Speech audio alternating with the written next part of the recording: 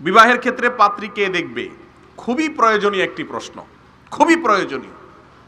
বাংলাদেশে শতকরা ৯৯টি বিবাহে এই অপকর্মটি করা হয়।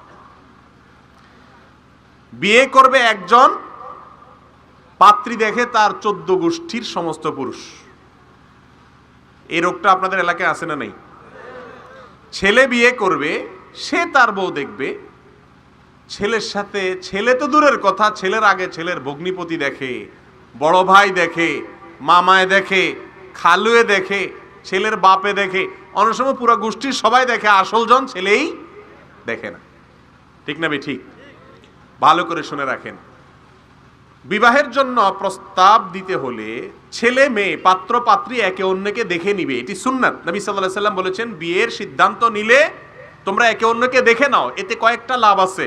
১ নম্বর লাভ হলো, বিয়ের আগে দেখা দেখি হলে পাত্র পাত্রী একে অন্যকে দেখলে তাদের মধ্যে পরবর্তীতে ভালোবাসাটা বৃদ্ধি হয়। দ্বিতীয় লাভ হলো, কোনো দোষ ত্রুটি থাকলে তারা সিদ্ধান্ত নিতে সুবিধা হয়, পরে আর মন কালাকালি হয় না।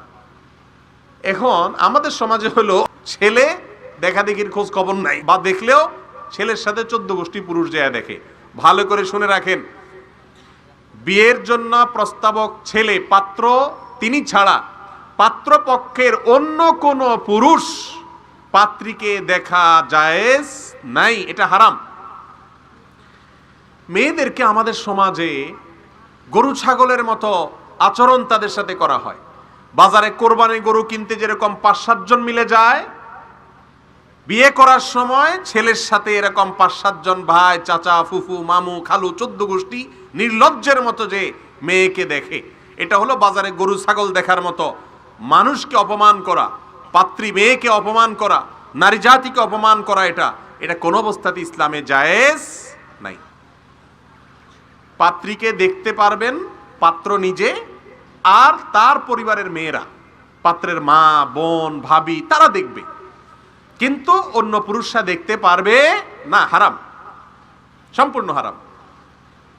এখন মুশকিল হলো, ছেলেরা যারা বিয়ে করবে, এরা যদি বলে, বাপকে যদি বলে যে আব্বা বিয়ে তো আমি করব, আমার দেখার কথা, তুমি দেখতে আসছো কেন? তুমি বসে থাকো, আমি মেয়েটা দেখে আসি।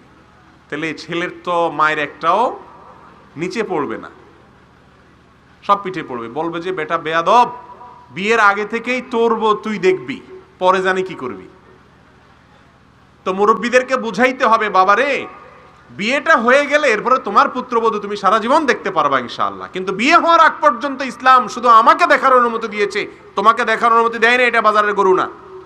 কথা কি বুঝাতে পারছি? আল্লাহ তাআলা আমাদেরকে সৎ সাহস নিয়ে এই সমাজের কুসংস্কার এবং অনাচারের বিরুদ্ধে দাঁড়ানোর তৌফিক দান করুন।